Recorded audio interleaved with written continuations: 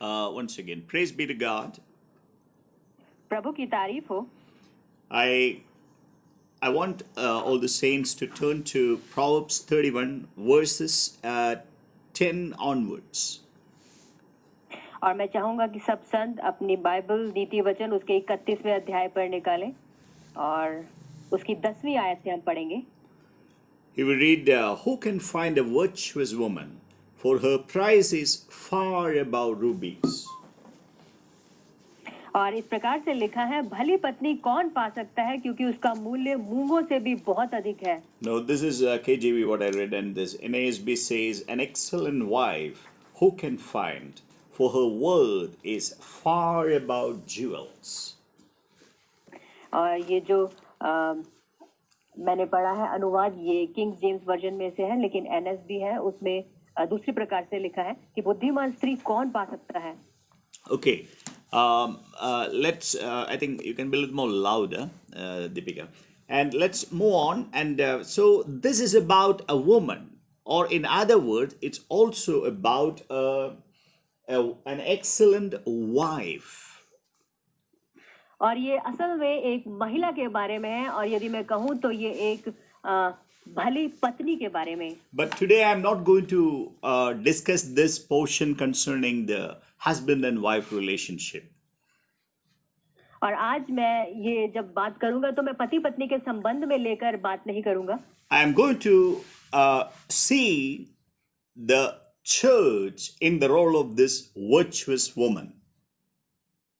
और मैं बताऊंगा कि कलीसिया का एक गुणवान महिला होते हुए उसका क्या उद्देश्य है। You know, this Proverbs 31 verses 10 onwards, we can see an excellent picture of the church and the Lord Jesus Christ. और इसी नीति वचन 31 इसकी 10वीं आयत से लेकर के यदि हम देखें तो हम एक कलीसिया की बड़ी अच्छी तस्वीर देख सकते हैं। That is what I'm going to share with the church today. और यही आज मैं कलीसिया के साथ बांटना चाहूंगा। That means this message is concerning you and I. It's concerning us. इसका मतलब है ये संदेश आपसे और मुझसे जुड़ा है, हमसे जुड़ा है। Let's look at verse 11. I think this what we read here. You know, who can find a virtuous woman? For her price is far above rubies.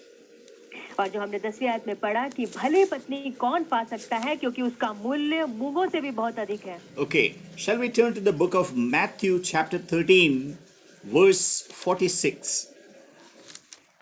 मत्ती उसका 13वां अध्याय उसकी 46वीं आयत हम निकालेंगे।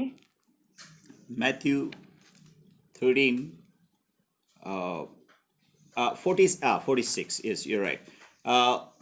Who, when he had found one pearl of great price, went and sold all that he had and bought it. मत्ती 13 उसकी 46वीं आयत में इस प्रकार से लिखा है, जब उसे एक बहुमूल्य मोती मिला तो उसने जाकर अपना सब कुछ बेच डाला और उसे मोल ले लिया।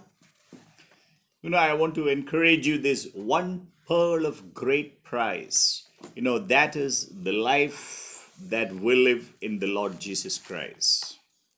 और मैं आपको बताना चाहूंगा ये जो बहुमूल्य मोती है बिल्कुल ऐसा ही जीवन हम यीशु मसीह में जीते हैं। That is the life of the church. ये कलीसिया का जीवन है। One pearl of great price. और एक बहुमूल्य मोती। You know, yesterday I had mentioned that a pearl is, you know, like formed by a process called accretion. Means gradually, you know, coming one little by little, it increases. और कल मैंने आपको बताया कि किस प्रकार से एक मोती है वो उसकी रचना होती है। And so church is exactly formed like that. See, our good works, you know, gradually it is increasing. The value of the church is gradually increasing. And right from the first century, you know, whatever the saints have added, the good works, the life of Jesus, whatever they have lived, you know, we are adding to it actually. You know, second century, right up to the 21st century. You know, we are adding all the good works. And so the glory, the overall glory of the church is increasing.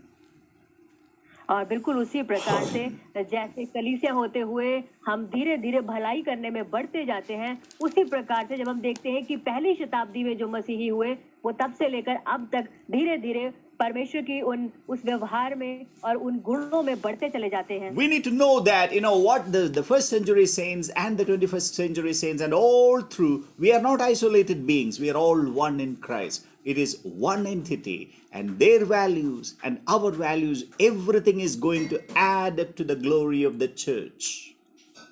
और देखिए हम ये भूले नहीं कि जो पहली शताब्दी के मसीही थे और जो 21वीं शताब्दी के हैं, हम अलग नहीं हैं, हम सब एक हैं और परमेश्वर में हम सब एक हैं। So one pearl of great price. और एक बहुमूल्य मोती। Now that is exactly what we read in verse 10 here, chapter 31 of Proverbs, verse 10. Who can find a virtuous woman? For her price is far above rubies. और बिल्कुल वही चीज हम नीति वचन 31 में पढ़ते हैं, 10वीं आयत, जहां लिखता है कि भली पत्नी कौन पा सकता है, क्योंकि उसका मूल्य मूंगों से भी बहुत अधिक है। I want to tell you, she is the heartthrob of the Lord Jesus Christ. और मैं आपसे कहूंगा कि वो तो परमेश्वर के हृदय की धड़कन है। She is the delight of the Father. वो पिता का आनंद है। We should know that, how much valuable we are before the Lord. और हम ये जान लें कि परमेश्वर के सम्मुख हम कितने बहुमूल्य हैं। In Hebrews 12:2 we read, we were the joy, we are the joy that was set before Jesus so that he endured the cross. और इब्रानियों 2:12 में हम पढ़ते हैं कि हम वो आनंद है जो परमेश्वर के सम्मुख रखे हुए हैं। That means in the word of God says we actually motivated the Lord to endure the cross. और परमेश्वर का वचन ये कहता है कि हम परमेश्वर के लिए क्रूस सहने के लिए उसके प्रोत्साहन का कारण बने। Every temptation that Jesus faced, he looked at us. Oh, I am overcoming. I need to overcome. I am overcoming this for the sake of, the bride. और हर एक वो परीक्षा जो यीशु ने उठाई, वो हमारी तरफ देखकर कहता था कि मैं इसे उठाता हूँ अपनी दुल्हन के लिए। So that pearl of great price is the true church, is that pearl of great price. और देखिए वो जो बहुमूल्य मोती है वही सच्ची कलीसिया है। So we need to appreciate the life of Jesus that is in us. और इसीलिए मसीह का जो जीवन हम में है, हमें उसकी सराहना करनी चाहिए। And it is gradually coming to us.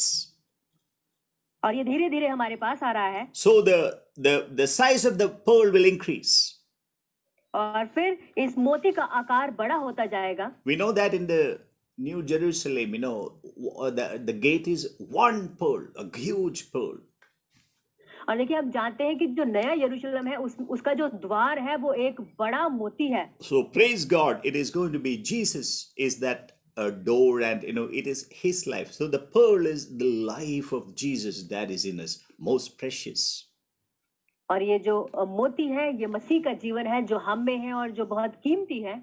And we read in 1 Corinthians 3:12 about the righteous acts of the saints. और पहला कुरिन्थियों 3:12 में हम संतों के धर्मी कामों के बारे में पढ़ते हैं। We know that when we do the good works, we are gaining gold and silver and precious stones. हम जानते हैं जब हम भले काम करते हैं तो सोना चांदी और ये बहुमूल्य पत्थर हमें मिलते हैं। So we need to know that in the eyes of God we are very precious. इसलिए हम ये जान लें कि परमेश्वर की नजरों में हम बेशकीमती हैं। Enemy specializes in telling that, oh, you are a depressed person, what is the good about it, and you are just like anyone else. Enemy will always try to tell that that old story in our ears. और देखिए जो दुश्मन है वो आपको हर प्रकार से निराश करने की कोशिश करता है, आपको झूठी कहानियां कहकर। I would encourage you, don't listen to his lies. मैं आपसे कहूंगा कि आप उसके झूठ को ना सुने। We should always look to Jesus. आप हमेशा यीशु की तरफ ताकें। And you will get the right picture. और आपको सही नजारा मिलेगा। If you can get into his heart. यदि आप उसके हृदय में घुसे। Can we get into the heart of Jesus? और देखिए हम जब यीशु के हृदय में जाते हैं। Yes. It's possible. हाँ, ये संभव है कि हम उसके हृदय में झांक सकते हैं। Because Jesus is in us. क्योंकि मसीह यीशु तो हम में है। Christ in us.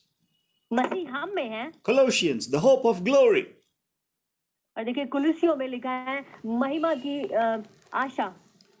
It says, not, you need to understand the words very carefully. It is not Christ who is the hope of glory.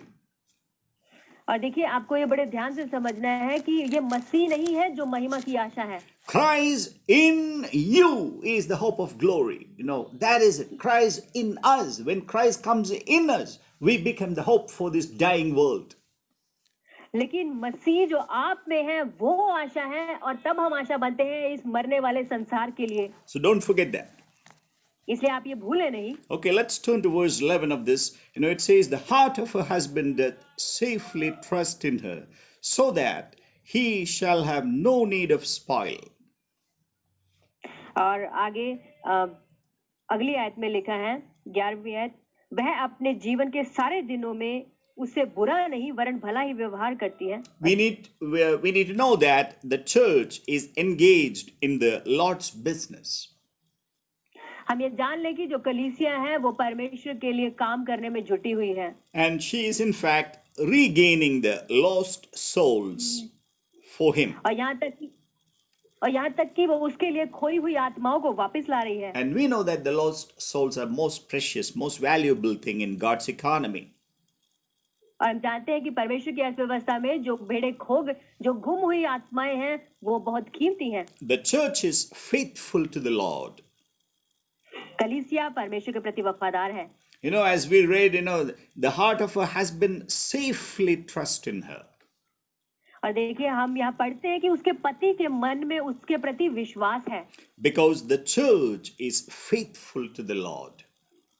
क्योंकि जो कलीसिया है वो परमेश्वर के लिए वफादार है। And she will never go after, other men. और वो कभी भी दूसरे आदमियों के पीछे नहीं जाती। So that is the nature. Her heart is always single towards the Lord. और यही उसका स्वभाव है, उसका हृदय हमेशा परमेश्वर के लिए अकेला रहता है। No, this is the first commandment, love the Lord your God with all your heart. और देखिए सबसे पहली आज्ञा ये है कि अपने पूरे हृदय से अपने परमेश्वर से प्रेम रख। That is what the church does. यही कलीसिया करती है। It says that for her so that he shall have no need of spoil. It means there is no decreasing of his profits. और देखिए इस प्रकार से हिंदी में लिखा है कि उसे लाभ की घटी नहीं होती और उसे कोई कमी नहीं होती। So through the church, the Lord is a gainer in every way. और हम कहेंगे कि कलीसिया के माध्यम से परमेश्वर हर तरीके से जो है वो पूरा करता है। Like this virtuous woman in Proverbs 31, we need to serve the Lord. और बिल्कुल इस भली स्त्री के समान, जैसे हमने नीति वचन 31 में पढ़ा, हमने परमेश्वर की सेवा करनी है। Verse 12 we read, she will do him good and not evil all the days of her life. 12वीं आयत में लिखा है वह अपने जीवन के सारे दिनों में उससे बुरा नहीं वरन भला ही व्यवहार करती है। It is like a marriage covenant, what we make with the Lord Jesus Christ. और ये बिल्कुल जैसे विवाह की वाचा है जो हम प्रभु यीशु मसीह के साथ बांधते हैं। That is we, till our last breath or till his coming, we are going to serve him and we are never going to reject him. और बिल्कुल ऐसे कि उसके आने तक, अपनी अंतिम सांस तक हम उसकी सेवा करेंगे और हम कभी उसका इनकार नहीं करेंगे। So when we follow the Lord, we deny our self life. Whatever the self life we don't want to live. We want to live entirely for the Lord. और इसीलिए जब हम परमेश्वर के पीछे चलते हैं हम खुद के जीवन का इनकार करते हैं, क्योंकि हम खुद के लिए नहीं वरन परमेश्वर के लिए जीना चाहते हैं। That is why we will do our Lord not evil but good all the days of our life. और इसीलिए हम अपने परमेश्वर के लिए अपने पूरे जीवन के दौरान बुरे नहीं वरन भले काम करते हैं। That means we will say no to sin. इसका मतलब है हम पाप का इनकार करते हैं। We will say no to the world. हम इस दुनिया का इनकार करते हैं। We will say no to Satan. हम शैतान का इनकार करते हैं। And we will be faithful to the Lord. और हम अपने परमेश्वर के लिए वफादार रहते हैं। And we read in verse 13, she seeks wool and flax and works willingly with her hands. 13वीं आयत में पढ़ते हैं वह ऊन और सन ढूंढ कर अपने हाथों से प्रसन्नता के साथ काम करती है। So, what is the meaning that she seeks wool and flax and works willingly with her hands? और इसका क्या अर्थ है कि वो ऊन और सन ढूंढ ढूंढ कर अपने हाथों के साथ प्रसन्नता से काम करती See, है। this wool and flax, all these things are materials to make garments. और देखिए ये जो ऊन है और सन है ये कपड़े बनाने के लिए वो सारे पदार्थ हैं। You know, the garments, it indicates righteousness. और जो वस्त्र है वो धार्मिकता को दिखाते हैं। We know that, in the book of Revelation, that the woman is, the bride is ready. और हम जानते हैं, हम प्रकाशित वाक्य में पढ़ते हैं कि जो दुल्हन है वो तो तैयार है। And she has made herself ready.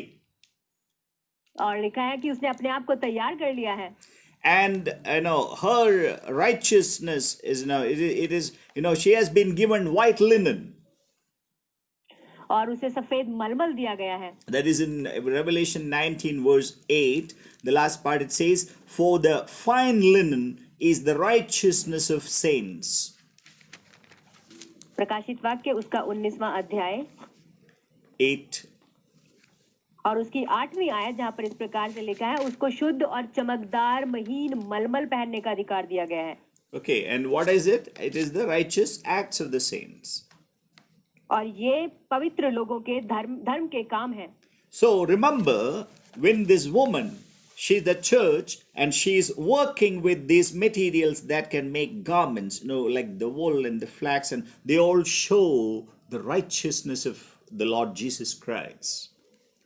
और वो भली स्त्री है और वो कपड़े बनाने का काम करती हैं और ये जो वस्त्र हैं ये परमेश्वर के पवित्र लोगों के धर्म के कामों को दिखाते हैं। And she works willingly with her hands.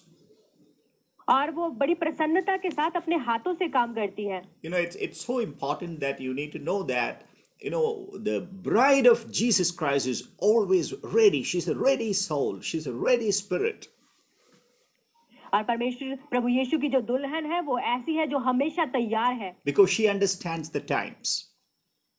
क्योंकि वो समय को अच्छे से जानती है। She understands the burden of her husband. वो अपने पति के बोझ को समझती है। She works systematically. और वो बड़े तरीके से काम करती है। You can see from verse 10 till the very end of this chapter, you can see what is her determination, and she needs no motivation because she is self-motivated. और यदि आप इसकी 10वीं आयत से लेकर के बाकी की आयतें पढ़े, आप देखेंगे अंत तक वो कितने तरीके से काम करती है और उसको किसी के प्रोत्साहन की जरूरत नहीं, वो अपने आप से प्रोत्साहित है। How much motivated are we? और हम कितने प्रोत्साहित हैं? Do you need someone to always push from behind? क्या आपको हमेशा पीछे चाहिए जो आपको धक्का दे? I would encourage you, let's be self-motivated. मैं आपको प्रोत्साहित करूंगा कि आप हमेशा से स्वयं प्रोत्साहित हो। Don't wait for someone always to come and push us ahead. आप प्रतीक्षा न करें कि कोई आए और आपको पीछे से धक्का दे। So that God's work will happen in a very powerful way. ताकि परमेश्वर का काम सामर्थ्य रीति के साथ हो सके। When we are responsible, when we are loyal to Him, when we love Him, God will, we will take delight in us. और देखिए जब हम उसके प्रति वफादार हैं, हम उसके प्रति खरे हैं और तब परमेश्वर हमें आनंद लेता है। Okay, so that's the meaning. She works willingly with her hands. और यही इसका अर्थ है जहाँ लिखा है कि वह अपने हाथों के साथ प्रसन्नता से काम करती है। Because the church is actually a bond servant of Jesus Christ. क्योंकि जो कलीसिया है वो तो परमेश्वर में प्रभु यीशु मसीह की दास है। Yeah, bond servants. And let's read verse 14. She is like the merchant ships. She brings her food from afar. 14वीं आयत में इस प्रकार से लिखा है, वे व्यापार के जहाजों के समान अपनी भोजन वस्तुएं दूर से मंगवाती है। What does a ship indicate? और एक जहाज किस चीज को बताता है? A ship shows a separation. जो जहाज है वो अलगाव को बताता है। A ship sails through the ocean. जहाज जो है वो समुद्रों से होकर तैरता है। Mighty waters. बड़े सामर्थ्य जल के ऊपर से। That's a picture of the world. और वो इस दुनिया की तस्वीर है। Church is in the world. और देखिए जो कलीसिया है वो इस दुनिया में है, but she is not affected by water. लेकिन उसे पानी से कोई फर्क नहीं पड़ता She is not influenced by the world. और उसे इस दुनिया से भी कोई फर्क नहीं पड़ता। No, water is outside her. जो पानी है वो उससे बाहर है, Inside there is no water. उसके अंदर कोई पानी नहीं है। You know, if water comes inside, और यदि पानी अंदर आ जाए she will perish. तो वो नाश हो जाएगी। That is the meaning. We cannot allow the values of the world to come within our life. और यही अर्थ है कि हम दुनिया की रीतियों और तरीकों को अपने अंदर ना आने दें। And like the merchant ship, you know, she maintains a clean separation. और देखिए बिल्कुल व्यापारी के जहाजों के समान वो अपने को अलग रखती हैं। Why is she a merchant ship? और क्यों वो एक व्यापारी के जहाज के समान है? No, the Lord could have made like a holiday cruise ship. और परमेश्वर जो था वो एक छुट्टियों के दिनों के लिए कोई जहाज बना सकता था। No, no, no. She is not having a holiday here लेकिन वो यहाँ छुट्टियां नहीं मना रही because she is in the business of the Lord. क्योंकि वो परमेश्वर के काम में है। You know, the problem is we can't have holiday here. और देखिए दिक्कत ये है कि हम यहाँ पर छुट्टियां नहीं मना The सकते। reason is that we are on an enemy's territory. और कारण ये है कि हम तो दुश्मन के मैदान में We हैं, need to be careful. इसलिए हमें चौकन्ने We रहना are in a है। battlefield. हम तो युद्ध के मैदान में We are हैं। not here for a holiday here. हम यहाँ छुट्टियां मनाने के लिए नहीं हैं। We are in the master's business. हम तो अपने स्वामी के काम में हैं। And she brings her food from afar. और अपनी भोजन वस्तुओं को वो दूर से मंगवाती है। What is the meaning of food? भोजन का अर्थ क्या है? Food is the heavenly manna. You know, it is a word of God. जो भोजन है वो स्वर्ग से उतरने वाला मन्ना है जो परमेश्वर का दिया हुआ है। And we know that, you know, food from afar, you know, it indicates, you know, the fresh revelation of the word from the heavenlies, from the presence of God. और जो भोजन है दूर से मंगवाया भोजन है वो दिखाता है परमेश्वर से मिले ताजे प्रकाशन को। So we need to have the fresh food from afar. और इसीलिए हमें परमेश्वर से वो ताजा भोजन चाहिए। You know, we should know that, you know, our food is not available on this wicked world. आप ये जान लें कि जो हमारा भोजन है वो इस बुरे संसार में नहीं मिलेगा। Unfortunately, many people are trying to find some food from the world.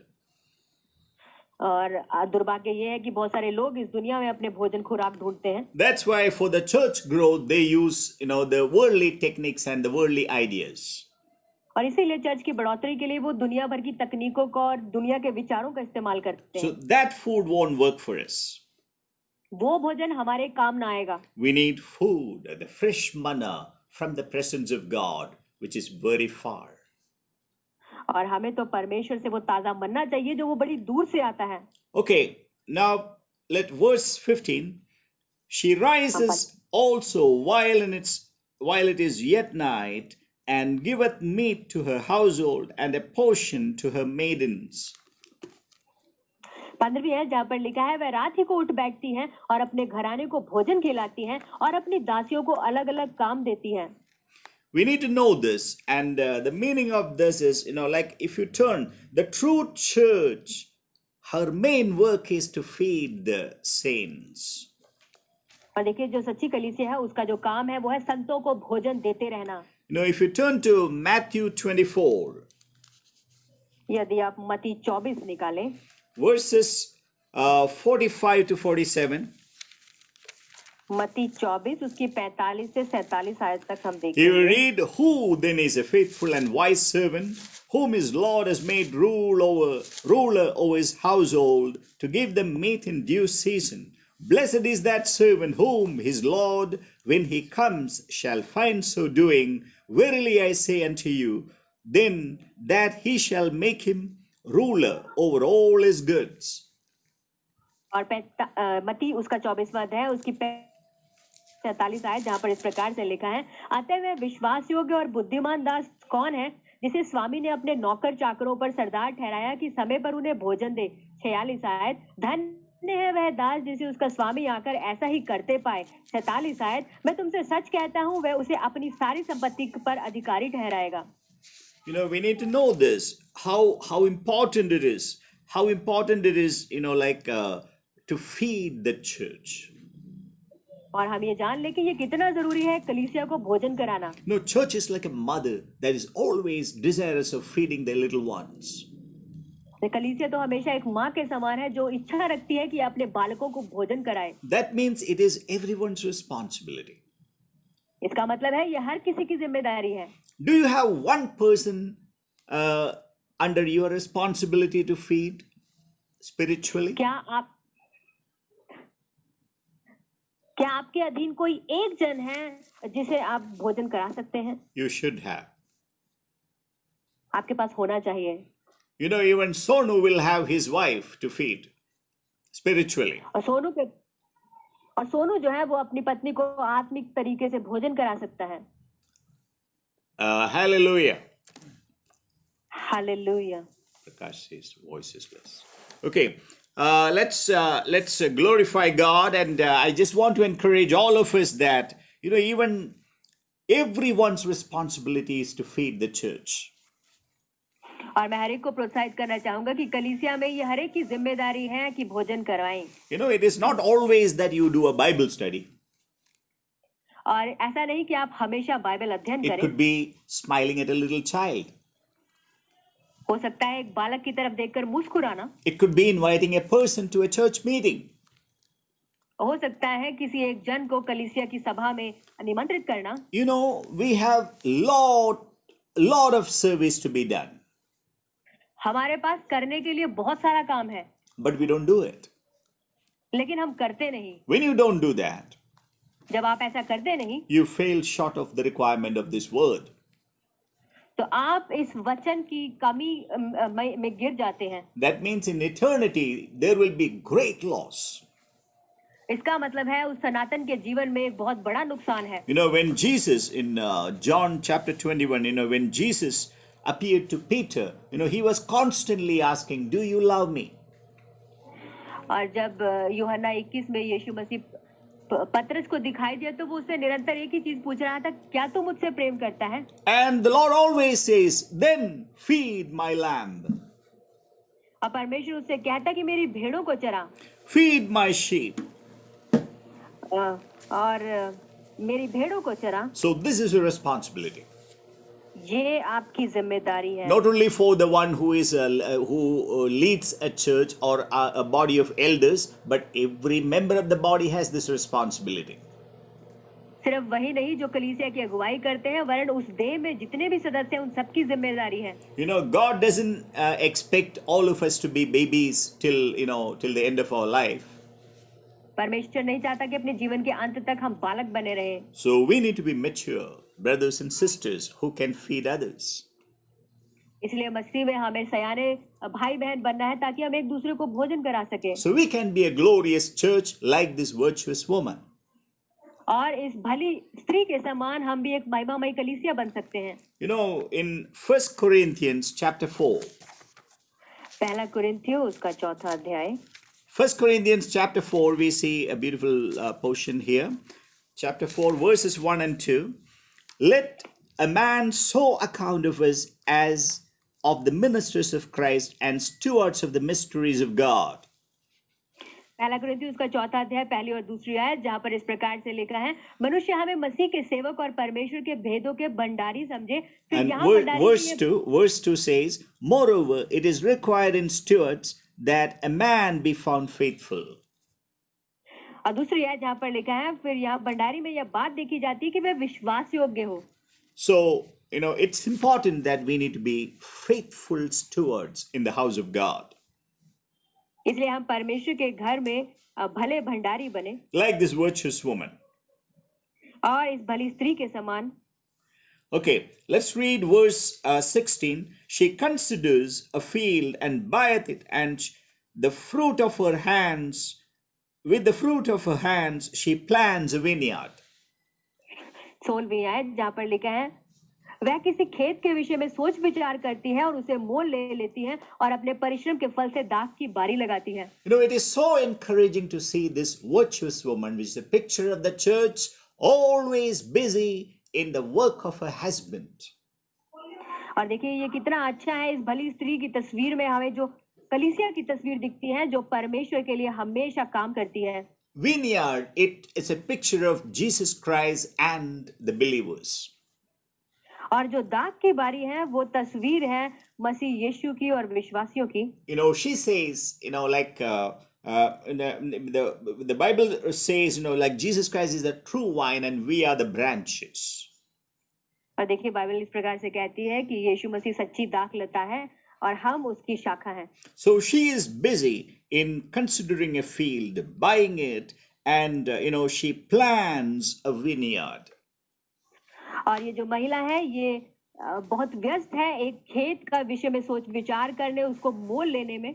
You know, her burden is very clear. देखिए जो उसका बोझ है वो स्पष्ट है। She is working, she is a kingdom woman. वो काम कर रही है, वो परमेश्वर के राज्य की स्त्री है। That is the church expected to be. और यही कलीसिया से उम्मीद की जाती है। And she is very much busy in the work of the Lord. और वो परमेश्वर के काम में बहुत व्यस्त है। She is interested in the Lord. वो परमेश्वर में रुचि रखती है। And also in the branches. और उसकी डालियों में भी। That is the believers. जो विश्वासी है। She is nourishing. और वो उसका पालन पोषण करती है। So that the church may be fruitful. ताकि कलीसिया फलदायक हो।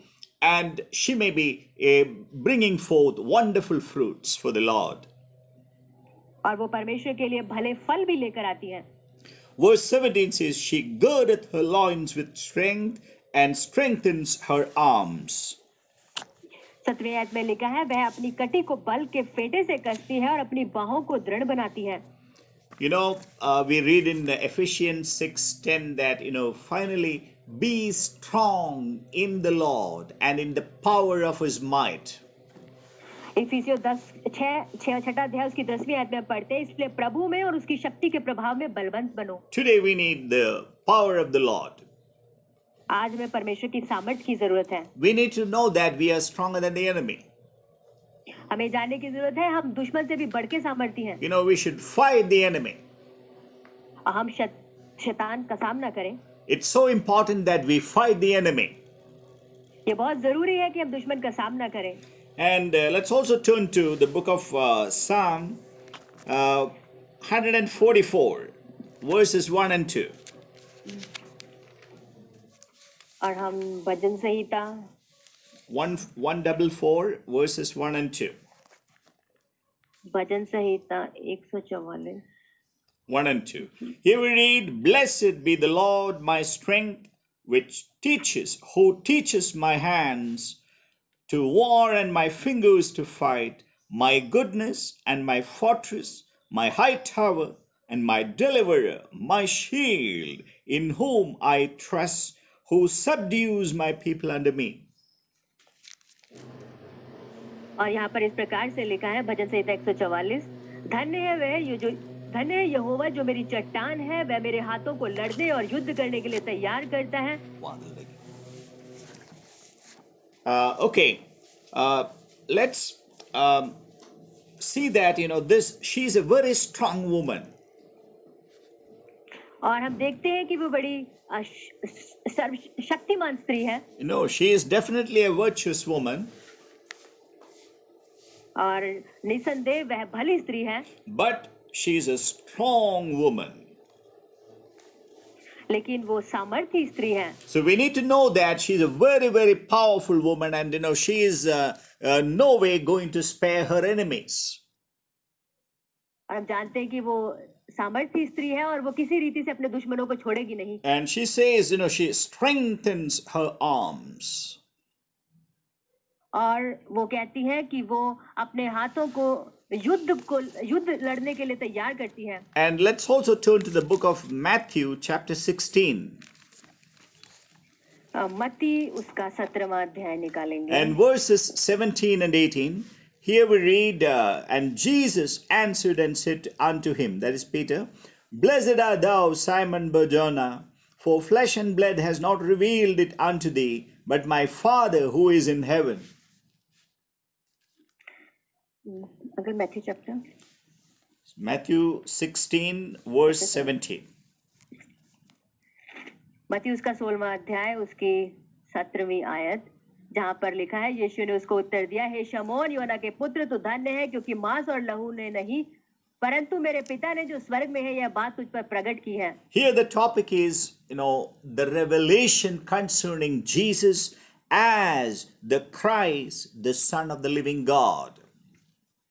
और यहाँ पर उसे प्रकाशन मिलता है यीशु का मसीह होने और परमेश्वर के पुत्र होने का. So, verse 18, Jesus tells, and I say unto thee that thou art Peter, and upon this rock I will build my church, and the gates of hell shall not prevail against it. 18वीं है जहाँ पर लिखा है, और मैं भी तुझसे कहता हूँ कि तू पत्थर है और मैं इस पत्थर पर अपनी कलीसिया बनाऊंगा और अधोलोक के फाटक उस पर प्रबल न होंगे. So many people think that the church has been built on Peter. और बहुत सारे लोग सोचते हैं कि जो कलीसिया है वो पतरस पे बनी है. That is not right. ये सही नहीं है. And I just want to say that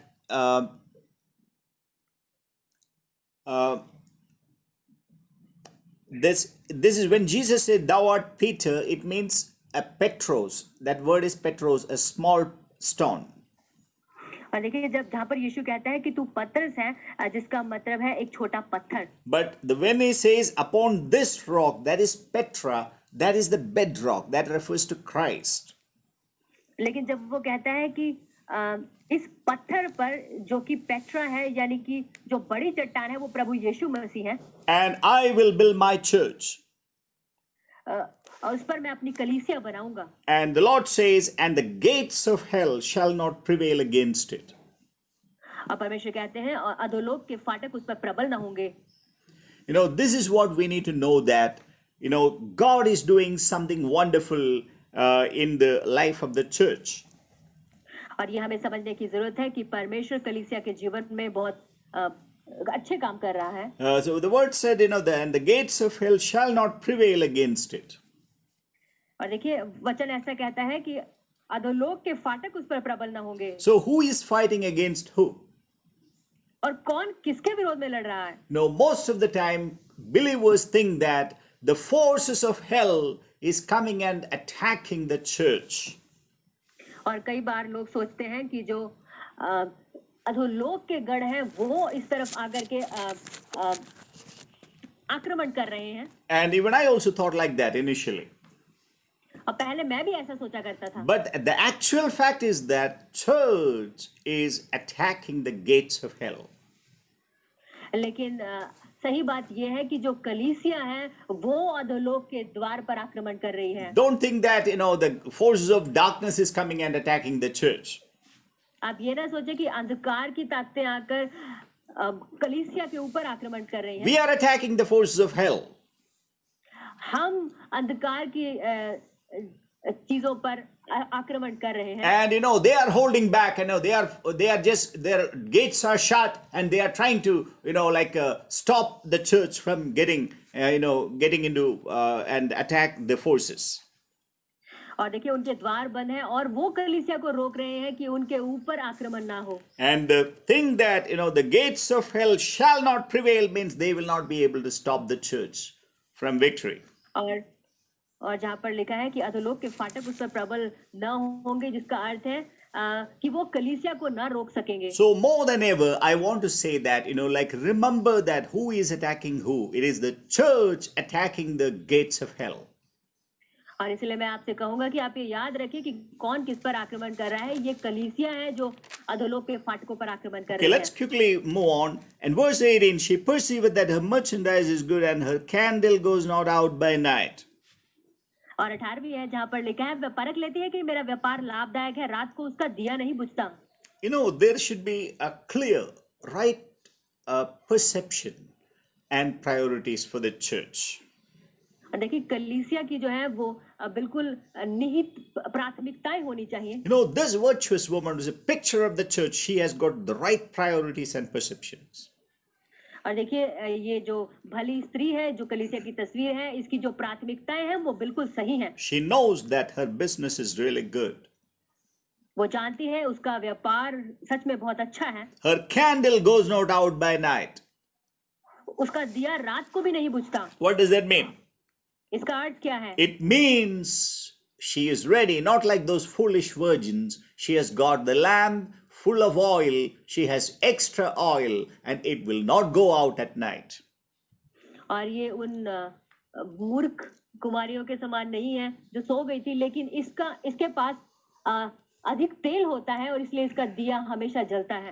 It shows her preparedness. She is always a ready soul, as I had mentioned earlier. और जैसा कि मैंने पहले कहा, ये उसकी तैयारी को दिखाता है कि वो हरदम तैयार रहती है। And verse 19 says, she layeth her hands to the spindle, and her hands hold the distaff. 17वें आयत में लिखा है, वह अपनी कटी को बल के फेटे से कसती और अपनी अपनी बाहों को दृढ़ बनाती है। That means, she is creating the yarn actually. और इसका मतलब है कि वो ऊन बना रही है। And, with that, she can make clothes. जिससे वो कपड़े बना सकती है। So, this all shows the righteousness of God. और ये सब परमेश्वर की धार्मिकता को दिखाता है। She can create fine linen out of it. और इससे वो अच्छी मलमल बना सकती That है। shows the good works, the righteous acts of the saints. और ये परमेश्वर के संतों के धर्मी कामों को दिखाते हैं। Verse 20 says, she stretches out her hand to the poor, yea, she reaches forth her hands to the needy. 20वें आयत पे लिखा है, वह दीन के लिए मुट्ठी खोलती है और दरिद्र को संभालने के लिए हाथ बढ़ाती है। No, the church should be always ready to help the poor and the needy. कलीसिया हमेशा जरूरतमंद लोगों की मदद करने के लिए तैयार है। As represented by this virtuous woman.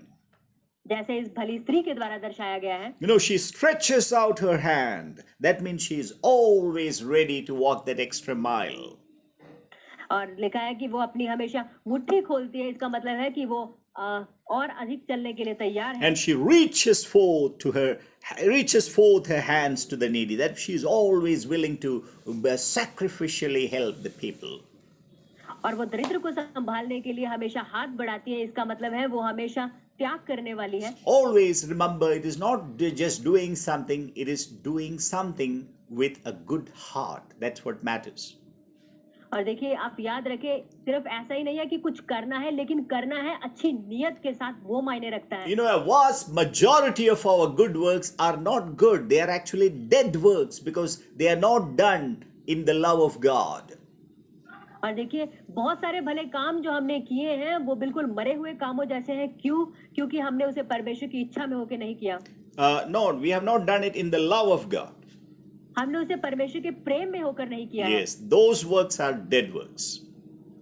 और इसीलिए वो सारे काम जो थे वो मरे हुए काम हैं। Verse 21, she is not afraid of the snow for her household, for all her household are clothed with scarlet.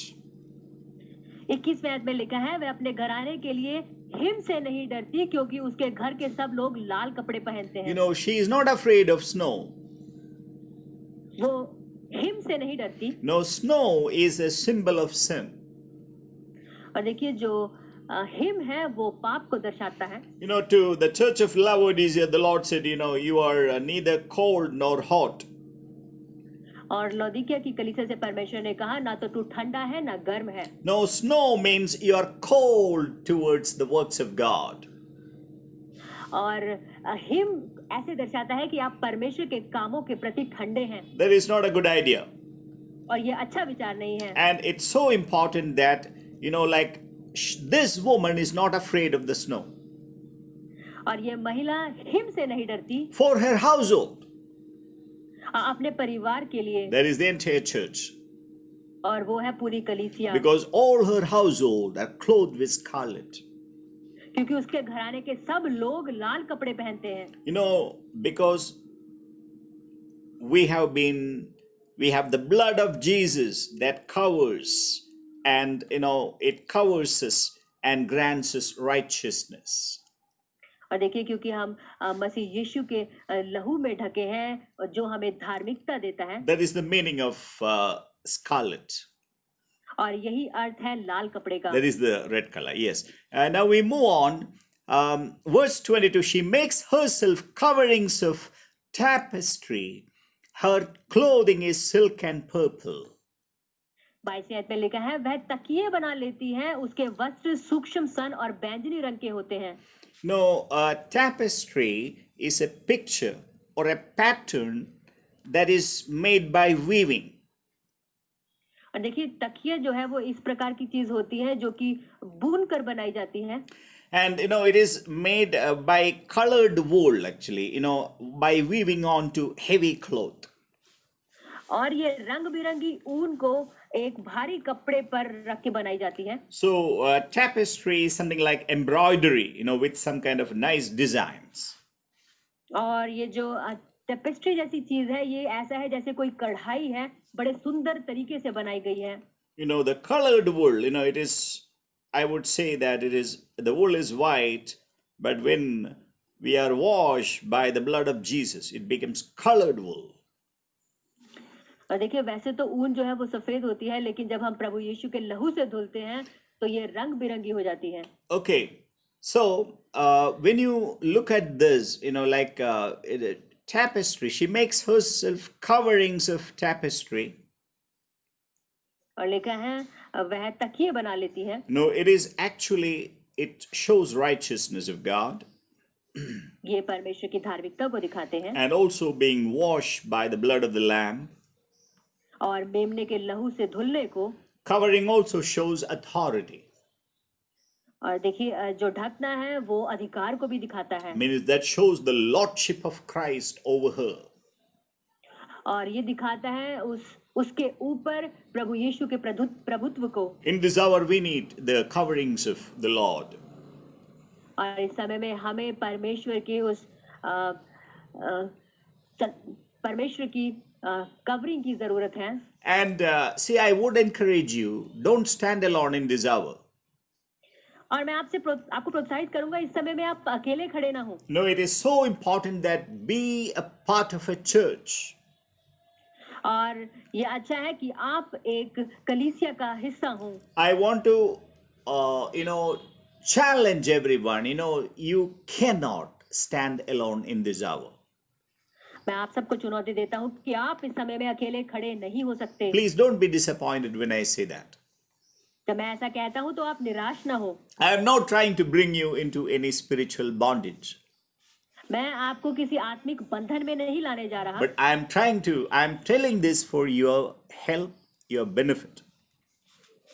मैं इसे आपकी सहायता और आपके भले के लिए कह रहा हूँ। Because it's the reality in this hour of, great spiritual deception and darkness, one cannot stand alone.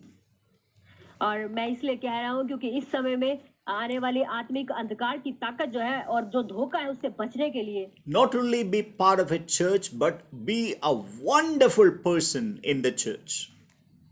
और सिर्फ एक कलीसिया का हिस्सा होना ही काफी नहीं, लेकिन उस कलीसिया में होते हुए वहां का एक अद्भुत हिस्सा होना। Be an active and holy member of the church.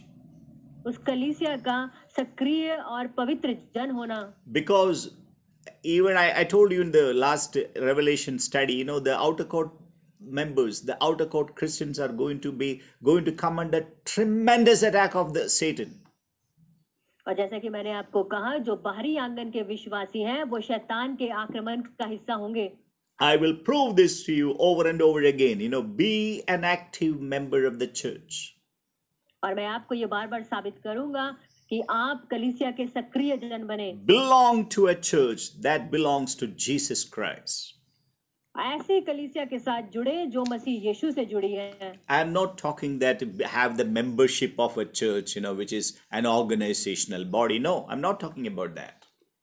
मैं आपको ये नहीं कह रहा कि ऐसी कलीसिया जो किसी संस्था की तरह है वहां जाकर उसकी मेंबरशिप ले लो। You should be part of a living church, which is the body of the Lord Jesus Christ.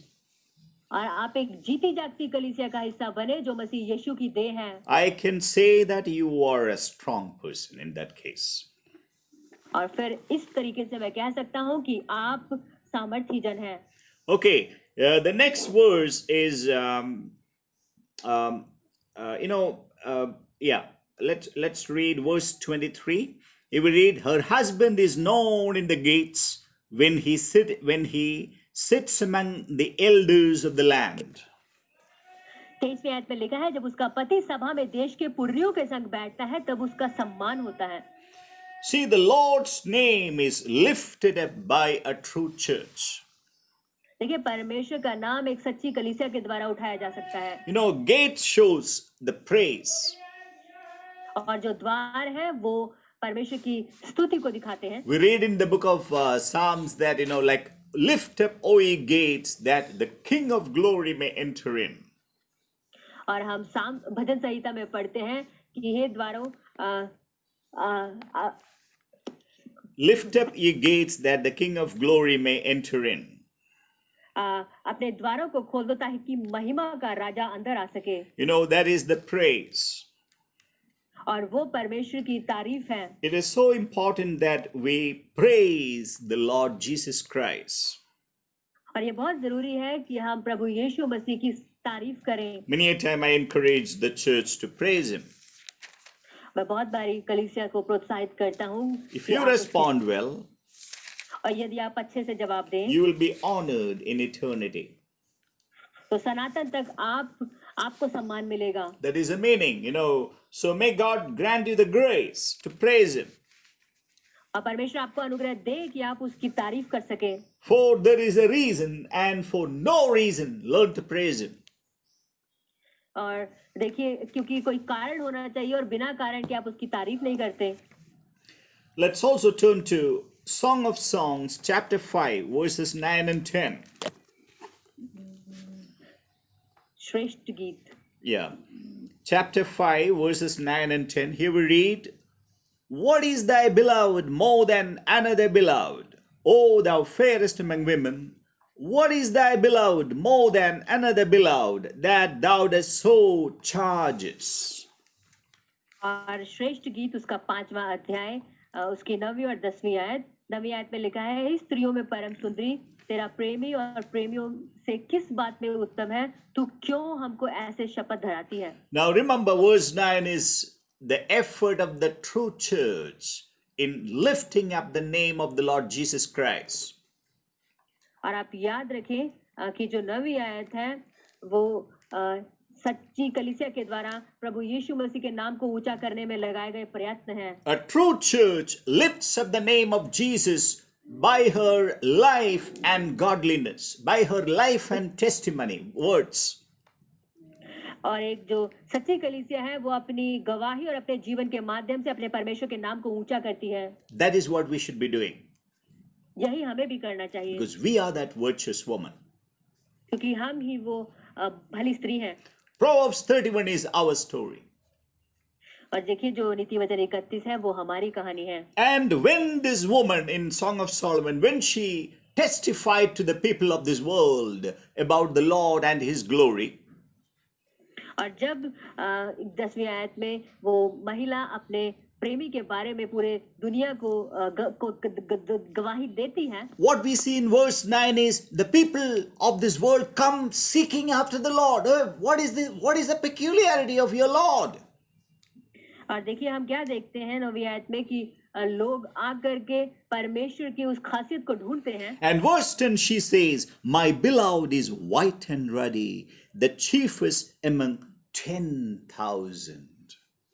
10वीं आयत में हम देखते हैं, वो कहती है, मेरा प्रेमी गोरा और लाल सा है और वह 10,000 में उत्तम है.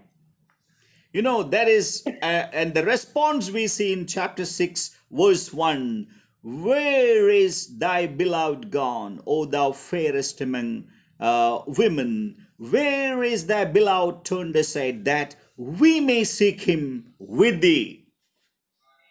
और 6ठा अध्याय उसकी पहली आयत पे लिखा है, स्त्रियों में परम सुंदरी, तेरा प्रेमी कहाँ गया, तेरा प्रेमी कहाँ चला गया कि हम तेरे संग उसको ढूंढने निकले. See, today the church has failed to be a witness of the Lord Jesus Christ. देखिए, आज कलीसिया प्रभु यीशु मसीह की गवाह बनने में निष्फल हुई है. That is why the people of this world has failed or stopped seeking the Lord Jesus Christ. और इसीलिए इस समय दुनिया के लोगों ने यीशु मसीह को ढूंढना छोड़ दिया है। What is the meaning that, the people around us have stopped seeking the Lord Jesus Christ?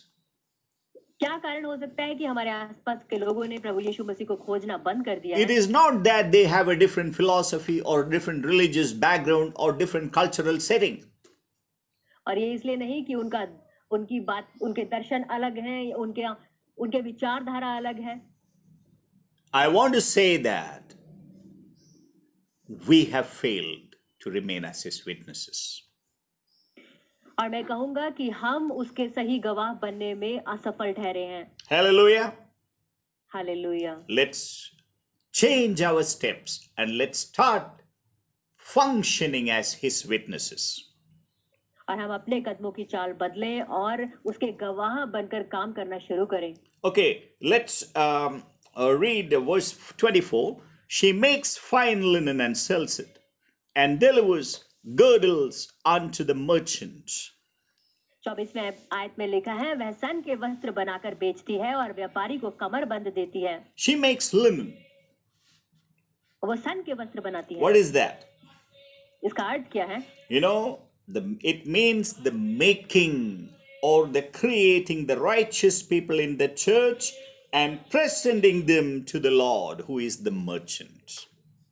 इसका मतलब है कि कलीसिया के अंदर धर्मी जनों को खड़ा करना और उन्हें प्रभु यीशु मसीह के सम्मुख खड़ा करना। Hallelujah.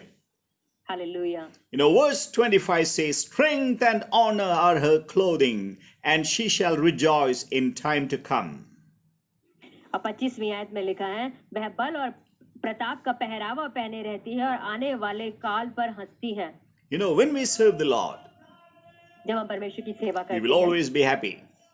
हम हमेशा आनंदित रहेंगे। We know that, strength and honor always coming to us. और हम जानते हैं कि सामर्थ और आनंद हमेशा हमारे पास आता है। Why? क्यों? Because the Lord is pleased with us. क्योंकि परमेश्वर हमसे आनंदित है। When the Lord is happy with us, जब परमेश्वर हमसे आनंदित है, He will make even our enemies our friends.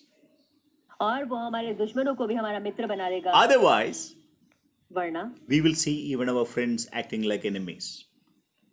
वरना हम देखेंगे कि हमारे दोस्त भी दुश्मनों की तरह हमसे व्यवहार करेंगे। Verse 26, she opens her mouth with wisdom, and her tongue is the law of kindness.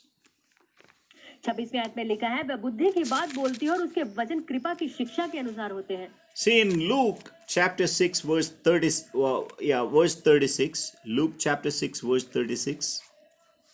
लूका उसका 6वां अध्याय उसकी 36वीं आयत। Here we read,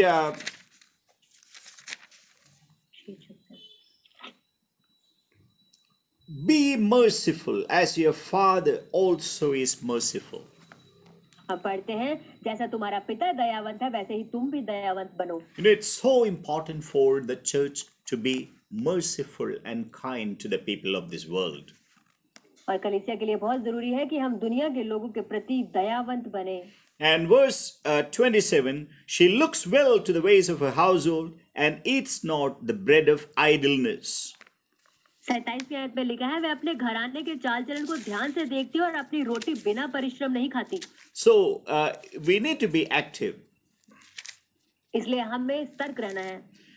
Romans 12:11 we read, not slothful in business, fervent in spirit, serving the Lord. Romans 12:11. Romeo उसका 12वां अध्याय उसकी 11वीं है, जहां पर लिखा, प्रयत्न करने में आलसी ना हो, आत्मिक उन्माद से भरे रहो, प्रभु की सेवा करते रहो। So it's so important that we need to be active for the Lord. इसलिए बहुत जरूरी है परमेश्वर के लिए हम हमेशा सक्रिय बने। Verse 28, her children rise up and call her blessed, her husband also, and he praises her. 28वें आयत में लिखा है, उसके पुत्र उठ उठकर उसको धन्य कहते हैं, उसका पति भी उठकर उसकी ऐसी प्रशंसा करता है। If you turn to the book of Zephaniah, यदि आप सपन्या की पुस्तक को देखें, Zephaniah chapter 3, सपन्या की पुस्तक, chapter 3 verse 17. तीसरा अध्याय उसकी 17वीं आयत। Here we read, the Lord thy God in the midst of thee is mighty. He will save.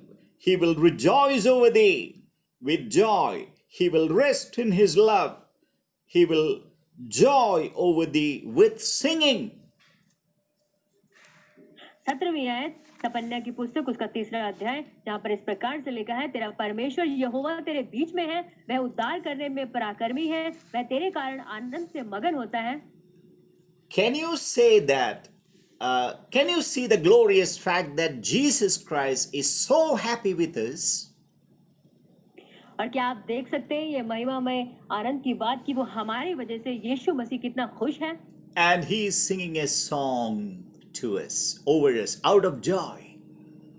और देखिए वो आनंद की वजह से हमारे लिए गाना गाता है. You know, it's like a film hero, singing a song for the heroine.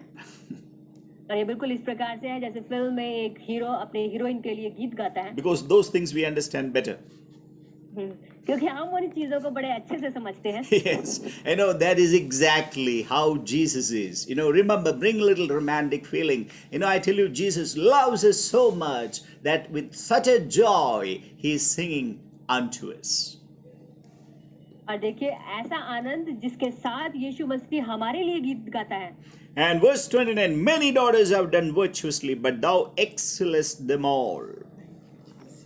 29वें आयत जहाँ पर लिखा है, बहुत सी स्त्रियों ने अच्छे अच्छे काम तो किए हैं परंतु तू उन सबों में श्रेष्ठ है. What did the daughters do? और देखिए इन स्त्रियों ने अच्छे काम क्या किए हैं. This is the church. और देखिए ये जो स्त्रियां हैं ये भी कलीसिया हैं. I want you to turn to the book of Philippians. मैं चाहता हूँ आप फिलिपियों की पुस्तक निकालें. Philippians chapter 3. फिलिपियों उसका 3रा अध्याय, Verse 8. 3रा अध्याय उसकी 28वीं आयत. Verse 8, and here we read, Yea, doubtless I count all these things but loss for the excellency of the knowledge of Christ Jesus my Lord, to whom I have suffered the loss of all things, and do count them but dung, that I may win Christ.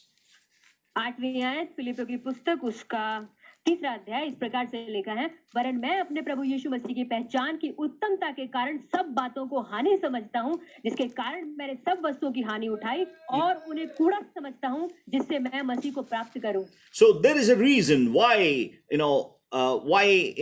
that she is being appreciated and praised by her husband. और यही कारण है कि क्यों वो अपने पति के द्वारा प्रोत्साहन पाती है. For her husband is everything. क्योंकि उसके लिए उसका पति ही सब कुछ है.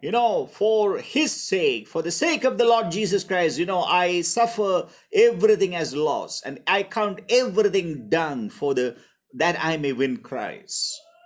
और इस प्रकार से वो कहता है कि प्रभु यीशु मसीह की पहचान के लिए वो सब बातों को हानि समझता और उन्हें कूड़ा जानता है. That is the mark of this virtuous woman, the church. और यही इस भली स्त्री यानी कि कलीसिया का चिन्ह है. No wonder she has been considered virtuous.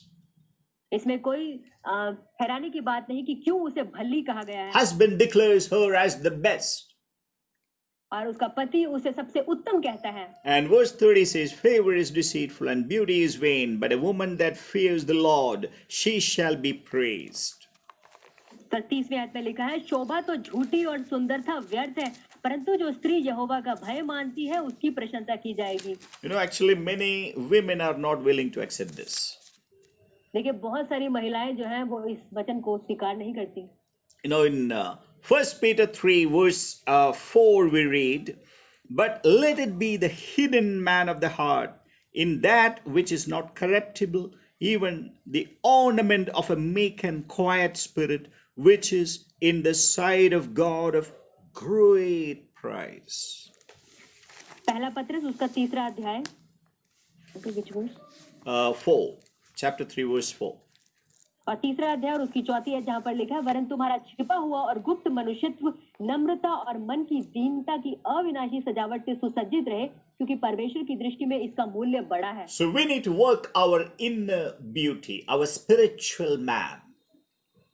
और इसीलिए अपनी आंतरिक सुंदरता, अपने आत्मिक मनुष्य पर हमें काम करने की जरूरत है. And verse 31, give her the fruit of her hands, and let her own works praise her in the gates. 31वें आयत में लिखा है, उसके हाथों के परिश्रम का फल उसे दो और उसके कार्यों से सभा में उसकी प्रशंसा होगी. So, there is a glorious ending for her, this virtuous woman. और इस भली स्त्री की जो जो अंत है वो बड़ा अच्छा है। If you turn to Revelation chapter 21, verses 9 to 11, with that I will close. प्रकाशित वाक्य उसका 20वां अध्याय उसकी 9वीं आयत से लेकर 21, 11वीं 21, 21वां अध्याय verses 9 to 11. 9वीं और 11वीं आयत तक हम पढ़ेंगे।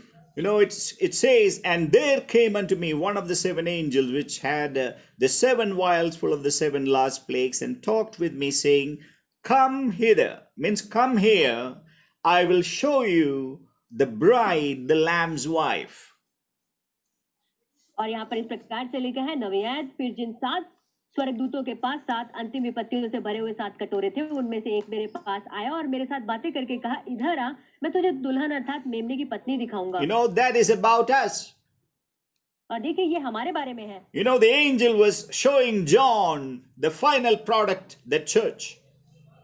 और जो स्वर्गदूत था वो उसे अंतिम चीज दिखा रहा था जो कलीसिया है। That is your story and my story.